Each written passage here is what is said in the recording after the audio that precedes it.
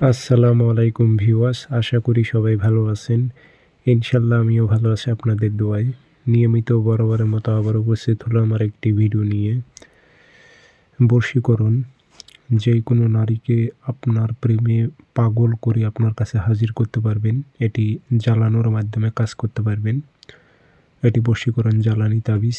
নকশা আগুনে জ্বালাইবেন, কাঙ্ক্ষিত ব্যক্তি আপনার জন্য পাগল দেওয়ানা হয়ে যাবে।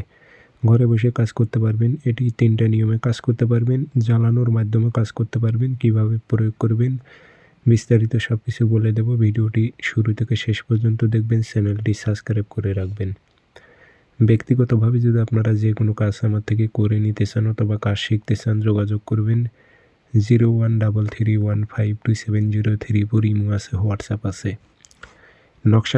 নকশাটি আপনি আগুনে জ্বালাইবেন। আপনার কাঙ্ক্ষিত ব্যক্তি আপনার জন্য ছটফট করবে। কাজটি আপনি শনিবার অথবা মঙ্গলবারে মাগরিব নামাজের পর তাবিজ লিখবেন।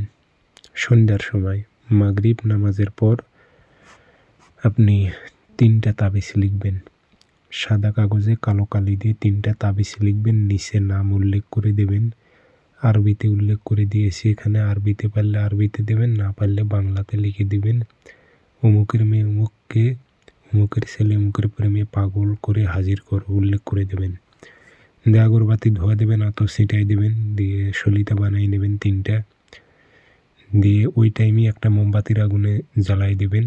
তারপরের দিন একটা, তারপরের দিন একটা, 3 দিন 3টা জ্বালাইবেন। কাঙ্ক্ষিত ব্যক্তি আপনার প্রেমে পাগল হয়ে যাবে। আপনাকে ছাড়া তাক এক মুহূর্তের জন্য ভালো লাগবে না। ছটফট করবে আপনাকে না দেখলে। আপনার সাথে কথা না বললে, আপনাকে না দেখলে তার ভালো লাগবে না। এটি পরীক্ষিত তাবিজ হবার জন্য যা যত অনুমতি আছে সবাই করতে পারবেন।